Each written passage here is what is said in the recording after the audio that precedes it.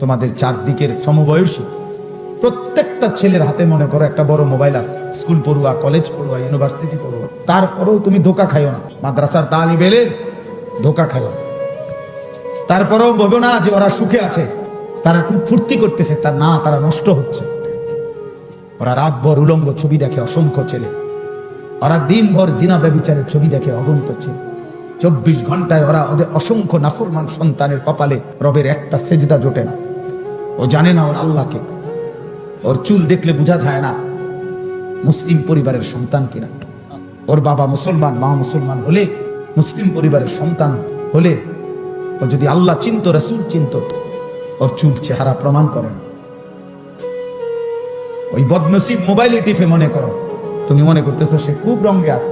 না, বেশিতে বেশি চটপটি খায়, বুট বাদাম খায়। আর চটপটি এবং বুট বাদাম পৃথিবীর কোনো এমন কোনো নিয়ামত না যে যেটা একটা মানুষের জীবনের আকাঙ্ক্ষা, যে জীবনে যদি একবার চটপটি খাইতে পারতাম তাহলে মরেও আর দুঃখ নাই। এমন কিছু না, এমন কিছুই না। অতএব ওরা সুখে নাই, ওরা তৃপ্তিতে নাই, বরঞ্চ শয়তান ওদেরকে, অগণিত ছেলেকে আষ্টে পৃষ্ঠে বাইদা ফেলছে। 365 দিনে, খোদার এক বছরে কোনদিন মুসলমানের ঘরে ঘুমাইয়া বাবা, মুসলিম মা বাবার সন্তান হয়ে 365 দিনের এক বছরে কোনদিন ফজরের নামাজ পড়ে না। পরে আমি মানুষের বাচ্চাই মনে করি না। হয়তো মুসলমানের বাচ্চা দূরে থাক, আমি তারে মানুষের বাচ্চাই মনে করি না। আমার কাছে ওরে মানুষে মনে হয়। ওটা চতুষ্পদ জন্তু ছাড়া, হাইওয়ান ছাড়া, জানোয়ারের একটা কিসিম ছাড়া আর কিছু। 365 দিন মালিক ভুলে যায় মানুষ। 365 দিনে খোদার এক বছরে কোনদিন সেজদা দিবে না। আরে বলে কি মানুষ এভাবে আল্লাহ ভুলে যায়, এভাবে সৃষ্টিকর্তা ভুলে যায়?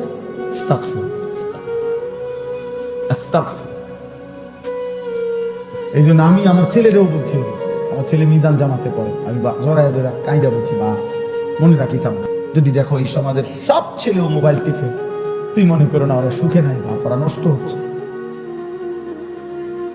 ওরা দুর্ভাগা, বদনসিব। ওদের মা বাপ পর্যন্ত ওদেরকে ছেড়ে দিছে, মা বাবা পর্যন্ত সিদ্ধান্ত নিছে বাদ দে, আর ফাইলে টিয়া পয়সা কিছু কামাইবো, বিদেশ গেলে অথবা দেশে থেকে, আর নাই তো যা আছে কপালে, আর কি করবো। কইছি, চেষ্টা করছি, বুঝাইছি, কইছে আর হইতো না। তার মানে আপন মা বাবা হতাশ হয়ে গেছে, নিরাশ। আর ওর জন্য ভাববে কি মেম্বার চেয়ারম্যান? আপন মা বাপ যদি বলে যে বাদ দে, হইতো না, যেমনি চোখ পাক দেয়, ঘাড় পাক দেয়, এই ব্যর্থ আর মানুষ হইতো না। আহা, মা যদি বলে এটা, বাবা যদি এটা বলে ফেলে, এর চাইতে বড় অভিশাপ আর কি হইতে পারে? এই বদনসিব তার বাকি জীবনটা কেমনে পারবে? রাসূলুল্লাহ সাল্লাল্লাহু আলাইহি সাল্লাম বলছে, কোন নারী যদি, কোন মেয়ে যদি রাস্তায় এভাবে হাঁটে যে তার গায়ের সুগন্ধি, গায়ে এমন সেন্ট ব্যবহার করছে যে সেন্টের ঘ্রাণ পুরুষের নাকে লাগে, খোদার কসম নবী বলছে, ফাহিয়া জানিয়া, ওই মেয়ে, ওই নারীও ব্যভিচারিণী, ব্যভিচারিণী, ব্যভিচারিণী নারী। ফাহিয়া জানিয়া, ওই নারীও বেহায়া নারী। শুধু আতরের ঘ্রাণ লাগাই, সেন্টের ঘ্রাণ লাগছে পুরুষের নাকে। আইয়ুমা ইমরাআতিন ইস্তাআতারাত ফামাররাত বিহা ফাহিয়া জানি।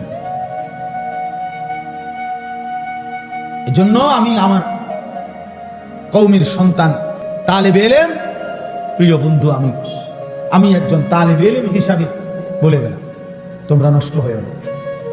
তোমরা জাতির শেষ আশা, শেষ প্রদীপ। এখনো হাজারো লাখো কোটি মানুষ আল্লাহ চিনে না, আখিরাত চিনে না, রব চিনে না, মালিক চিনে না। ওদেরকে আল্লাহ চিনাইতে হবে, ওদেরকে রব চিনাইতে হবে। এখনো কোটি কোটি মানুষ নবী সাল্লাল্লাহু আলাইহি ওয়াসাল্লামের ইজ্জত, সম্মান, মর্যাদা বুঝে না।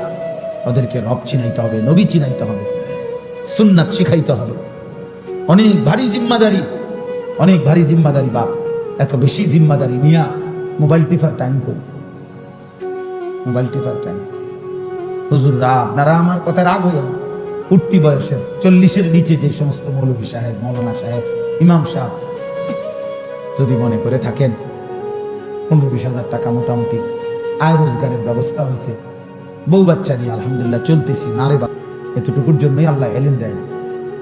এলেম তো দিছিলেন উম্মতের জন্য, এলেম তো দিছিলেন ওয়ালিউযিরু কওমাহুম ইদা রাজাউ ইলাইহিম লাআল্লাহুম ইয়াহযারুন। আল্লাহ ডাইরেক্ট বক্তব্য। আমি কেন এলেম দিতে চাইছিলাম, আমি কেন চাইছিলাম যে তোমরা এলাকা ভিত্তিক আমারে কিছু মানুষ দাও, আমি আল্লাহ তাদেরকে তাফাক্কু দেব, দ্বীনের উচ্চতর বুঝ দেব। ইন্নামা আনা কাসিমুন ওয়াল্লাহু ইউতি। নবীজি বলেছেন 23 বছর আমি মুহাম্মদ সাল্লাল্লাহু আলাইহি সাল্লাম এলেম বন্টন করেছি, আর আমার আল্লাহ এলেম দান করে।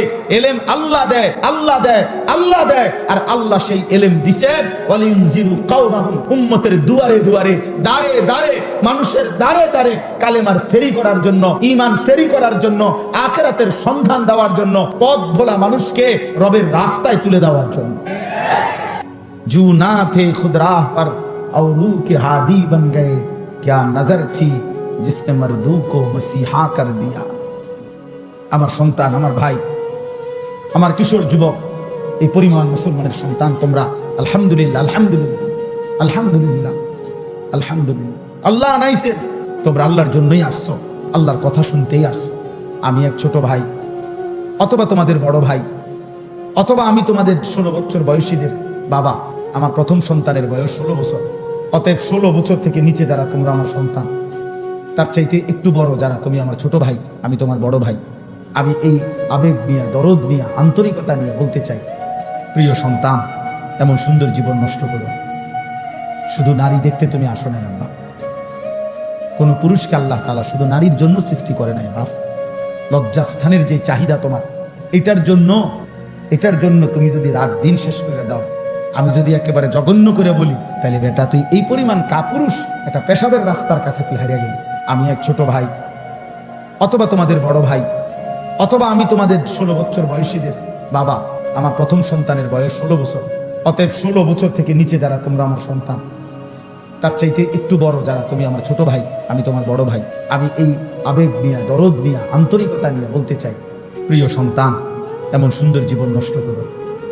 শুধু নারী দেখতে তুমি আসো নাই আল্লাহ, কোন পুরুষকে আল্লাহ তাআলা শুধু নারীর জন্য সৃষ্টি করে নাই বাপ।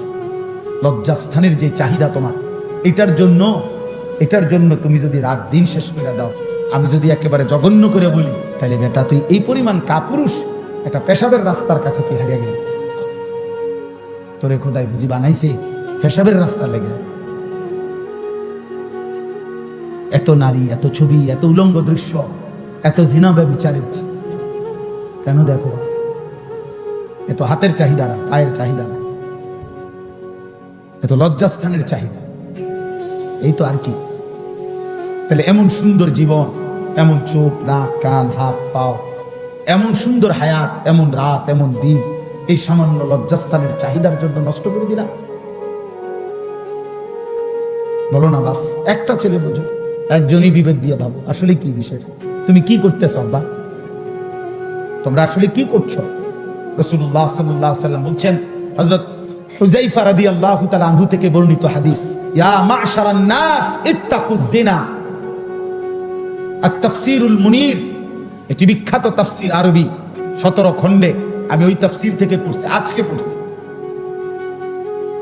আমার গাড়িতে আছে তাফসীর, পড়তে বসে বসে পড়ছিলাম, ওখানে দেখছি নবী সাল্লাল্লাহু আলাইহি সাল্লাম বলছেন, ইয়া মা'শারান নাস, হে লোক সকল, ইত্তাকুয যিনা, জিনা থেকে বাঁচো, ব্যভিচার থেকে বাঁচো। ফা ইন্না ফীহি সিত্তু খিসাল, জিনার 6টি ক্ষতিকারক দিক আছে। সালাসুন ফিদ দুনিয়া ওয়া সালাসুন ফিল আখিরা, 3টি ক্ষতি দুনিয়ায়, 3টি ক্ষতি আখিরাতে। দুনিয়ার 3টি ক্ষতি, 1 নাম্বার হলো, আল্লাহর নবী সাল্লাল্লাহু আলাইহি সাল্লাম বলছেন, ইউদহিবুল বাহা, মানুষের সামনে তোমার যে প্রভাব, মানুষ যে তোমাকে ভালোবাসতো, শ্রদ্ধা করত, মায়া করত, এই ভালোবাসা, এই প্রভাব মানুষের অন্তর থেকে তোমার প্রতি দূর হয়ে যাবে, দূর হয়ে যাবে তোমার জন্য। আল্লাহর নবী সাল্লাল্লাহু আলাইহি সাল্লাম বলছেন, আমি সবসময় বলি, প্রিয় ভাই, প্রিয় সন্তান, আমি প্রতিদিন এই কথা বলি, পাপীকে, আমার এই কথা আবার শোনো মনোযোগ দিয়া, পাপীকে মানুষ মানুষ নামে ডাকে না, পাপের নামে ডাকে। মানুষ সুদখোরকে মানুষ নামে ডাকে না, সুদখোর নামে ডাকে। মানুষ ঘুষখোরকে মানুষ নামে ডাকে না, ঘুষখোর নামে ডাকে, যে তে একটা আস্তা ঘুষখোর, তে একটা কিস্তিখোর। এই মানুষ পাপীকে মানুষ নামে ডাকে না, পাপের নামে ডাকে। কোন মদখোরকে মানুষ আর মানুষ নামে ডাকে না, বলে সে একটা মদখোর, নেশাখোর, গাঁজাখোর, পুট্টাখোর, বাবাখোর, ডালখোর, ইয়াবাখোর, হারামখোর। তোরে পাপের নামে ডাকবে জীবনভর। মৃত্যুর পরে যদি 100 বছর পরেও, 100 বছর পরে হলেও তোমার নাতিরে হলেও মানুষ বলবে, সর তুই, লম্বা কথা কইস না, তোর দাদা, আমরা জানি তোর দাদা ছিল কাট্টা সুদখোর, সর বেটা, লম্বা কথা কইতে এসব বেটা, চিনি না তোর বেটা, বুঝো নাই? তোমার পরবর্তী প্রজন্ম 100 বছর পরেও তোমার কলঙ্কের দাগ বই, তোমার কলঙ্কের দাগের কারণে অপমানিত হবে, অপমানিত হবে। হ্যাঁ, এইলো 1 নাম্বার, ইউজহিবুল বাহা, প্রভাব প্রতিপত্তি চলে যাবে। 2 নাম্বার, ওয়ায়ুরিসুল ফাকরা। নবী সাল্লাল্লাহু আলাইহি ওয়াসাল্লাম বলেছেন জিনা দ্বিতীয় ক্ষতি হলো দুনিয়া অবশ্যই দারিদ্রতা টেনে আনবে।